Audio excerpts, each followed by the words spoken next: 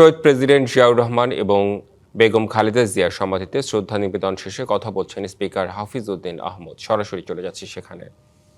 প্রতি সম্মান প্রদর্শন করছি এবং উভয়ের রুহের মাগফিরাত কামনা করছি।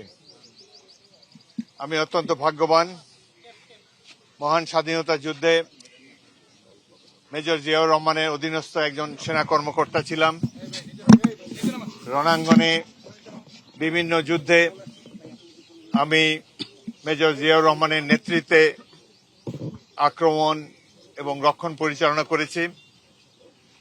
মেজর জিয়ার নেতৃত্বে 1971 সালের 14 ডিসেম্বর তারিখে প্রথম ইস্ট বেঙ্গলের সাথে আক্রমণ পরিচালনা করে সিলেট শহর দখল করেছিলাম। আজকে সেই সব স্মৃতি মনে পড়ে যাচ্ছে। বেগম খালেদা জিয়ার মন্ত্রিসভায় দুবার আমি মন্ত্রীর দায়িত্ব পালন করেছি। দুঃখের বিষয়, আজ তিনি আমাদের মাঝে নেই, তবে দেশকে অনেক সার্ভিস তিনি দিয়েছেন। সংসদীয় গণতন্ত্র তিনি প্রবর্তন করেছিলেন এই দেশে, এবং শহীদ রাষ্ট্রপতি জিয়াউর রহমান তার সততা, দেশপ্রেমের কারণে দেশবাসীর মনে এক অক্ষয় অব্যয় স্থান দখল করে আছেন।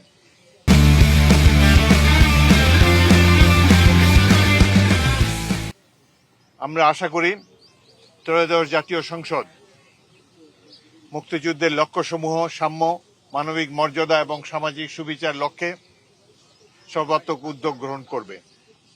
এই মুহূর্তে সংসদ সদস্যদের প্রধান কাজ নির্বাচনী ওয়াদা পালন করা এবং বাংলাদেশকে ধীরে ধীরে একটি সমৃদ্ধ রাষ্ট্রে পরিণত করার জন্য আমরা সবাই মিলে চেষ্টা করব। সরকার এবং বিরোধী দল উভয় মিলে বাংলাদেশের জনগণের আশা আকাঙ্ক্ষার বাস্তব রূপ দেওয়ার জন্য উদ্যোগ গ্রহণ করবেন, এটাই আমরা কামনা করছি। গতকালকে প্রথম অধিবেশন সমাপ্ত হয়েছে। আশা করি আগামী দিনগুলোতে ত্রয়োদশ জাতীয় সংসদ এই দেশের জনগণের সকল আশা আকাঙ্ক্ষার বাস্তবায়ন করতে সক্ষম হবে।